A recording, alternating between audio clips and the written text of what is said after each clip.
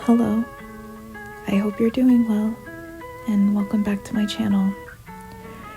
As you can tell from the title, today I'm going to be talking about talking kindly to yourself. And I feel like this is just a topic that recently just popped into my head because I was inspired by my appointment from my therapist today. So I guess I'll just start from the beginning. Throughout my entire life, I feel like I have always been known to be as a people pleaser. For those of you who don't know what a people pleaser does or who are they, to me, people pleasing defines as someone who's just willing to always prioritize people's wants and not necessarily focusing on your needs. So throughout my entire life, I felt the need to always make sure I make everyone happy. And yes, it was important to make myself happy, but I felt like my happiness depended on the people around me and how happy they were. So if you can imagine, I feel as I can say that being a people pleaser can be super pressuring and super exhausting.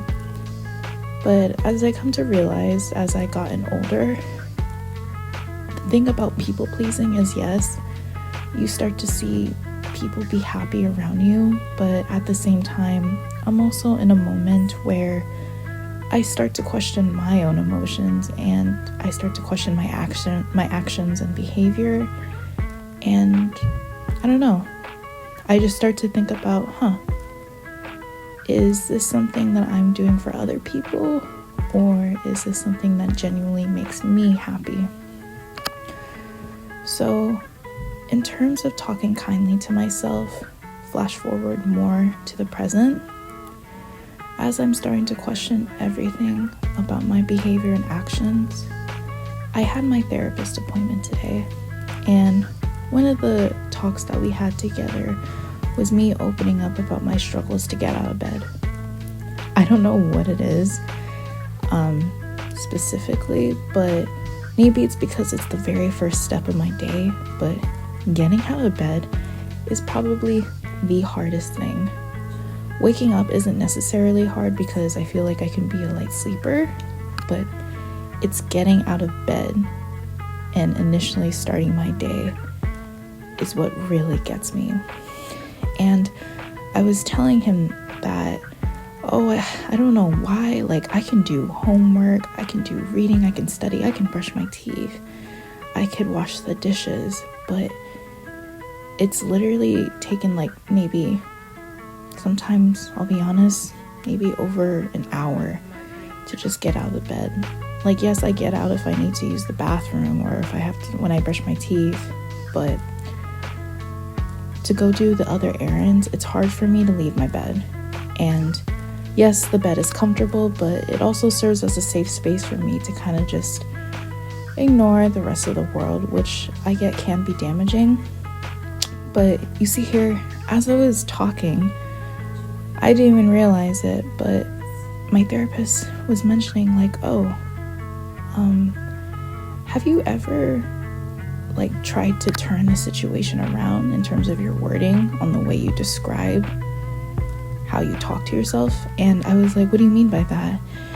And he was saying like, well, instead of just comparing yourself and trying to just push yourself super hard to get out of bed, have you ever tried to change the scenario where you would be, okay, I feel very well rested, I think it's time to start my day. And I'm not gonna lie, I was kind of silent for like maybe 2 or 3 seconds because it was such a gentle yet straightforward thing to say. And to be honest, I had to think about it. And no, I actually don't think I've ever changed my scenario or situation in that way where I tried to make it become like a positive reinforcement. And so we were talking about more how I could apply that to other things where I can find challenging. Like if you have seen my previous YouTube shorts, my second YouTube short was really just about me trying to clean my room. And I've been having a really hard time with that. To me, I realized that cleaning up the entire room seems like a very huge task for me. It really drains me out mentally and emotionally. So sometimes when my energy goes from 0 to 100, I tend to just not feel motivated to do anything else. So right now I'm trying to learn how to set this boundary for myself where I'm like, hey, if I can't clean up the entire room today, that's completely fine. Maybe I can just pick up like 5 things off the floor every single day. Let's start like that. So I thought about it, and I found myself to feel more at ease when it came to cleaning.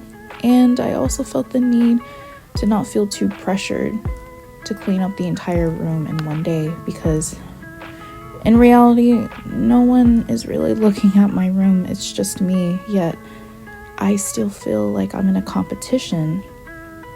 But anyways, along with that therapist conversation, it made me connect to something else.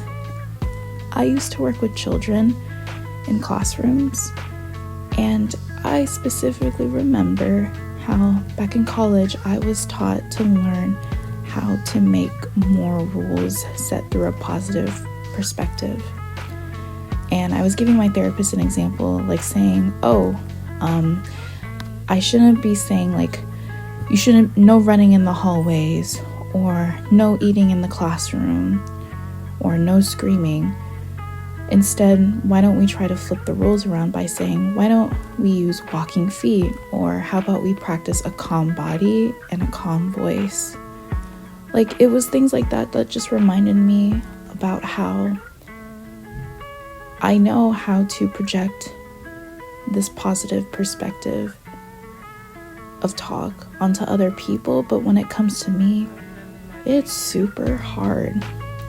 I feel like my brain is sometimes on survival mode, and I gotta slow down, because I know for a fact that it's taken years for me to try to get out of this cycle of trying to please others, and I'm not even taking priority for my own self, even though I know that's what's even more important.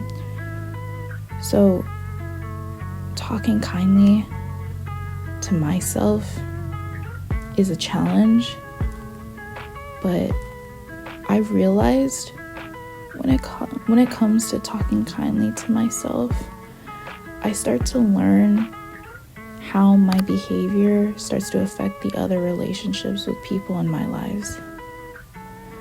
The people that I'm very close with, like my friends and family, if they ever heard the way I talk to myself so rudely, they would immediately just go against with what I'm saying and be like, whoa, hey, stop what you're doing, because that's not right. You know that's not true. You are not this and that. You make mistakes and you are still growing and you're human. That's fine. So yes, I do have my family and friends to support me whenever I do talk badly about myself. But when it comes to talking kindly to myself, I realize I have to be listening to what I'm saying, and I have to learn how to support myself when it comes to these situations. And this doesn't even have to be applied into small chores like cleaning the room. This could just be in general. So for anyone out there, I just want to let you know that if you're having a hard time talking kindly of yourself, something that I found super helpful, and for those of you who haven't heard about it, I feel like this could be very common, especially if you love journaling. But something that's really nice is that if you just get a piece of paper or even look at yourself in the mirror, do words of affirmations. Talk about the things that you love about yourself, or talk about an accomplishment that you made today.